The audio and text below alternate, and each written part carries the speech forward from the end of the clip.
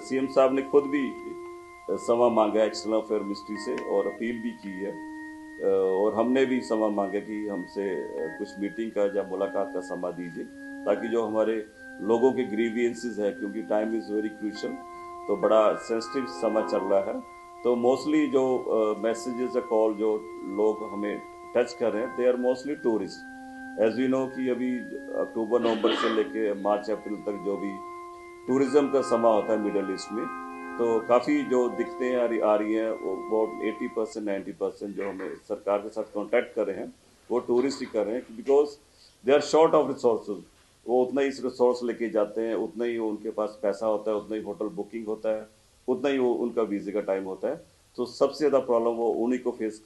हो रही है। तो इसलिए इसके संबंध में सीएम साहब भी बात कर रहे हैं, समा मांगे और हमने भी मांगा है, लेकिन हमें अभी तक कोई ऐसा कोई समा एक्सटर्नल अफेयर मिनिस्ट्री से कोई मिलने का नहीं मिला, though we have send repeated reminders to them.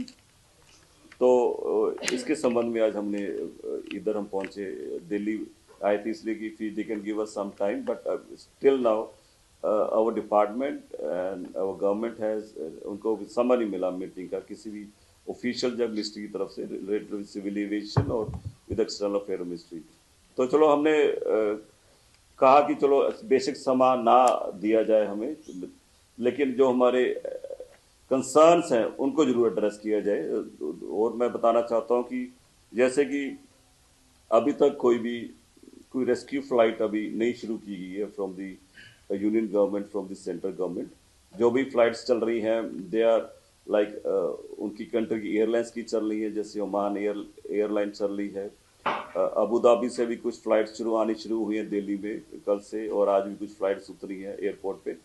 इतिहाद की। और हमें लग रहा है कि एमिरेट्स की भी फ्लाइट्स अभी शुरू हो जाएंगी। बट लेकिन उसमें इशू क्या आ रहा है कि मतलब कि since no doubt the air space is open to a very limited extent, number flights operating to a very limited number, 2 3 या 4 ऐसे फ्लाइट्स आ रही हैं।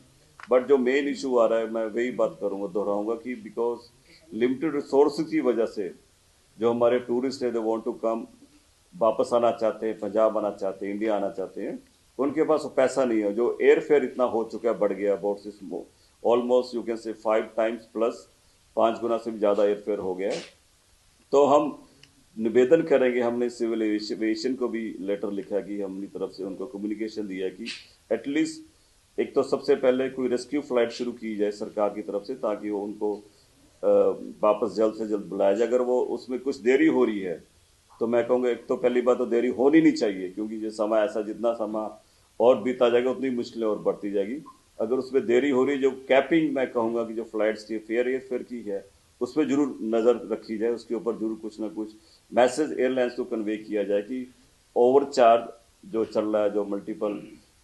मल्टीप्लाई हो रही है उनका एयरफेयर, उसके ऊपर कैपिंग करके उनको स्ट्रॉन्ग मैसेज दिया जाए कि ताकि जो मजबूरी का जो लोगों का फ़ायदा जो फंसे हुए हैं वो ज़्यादा वो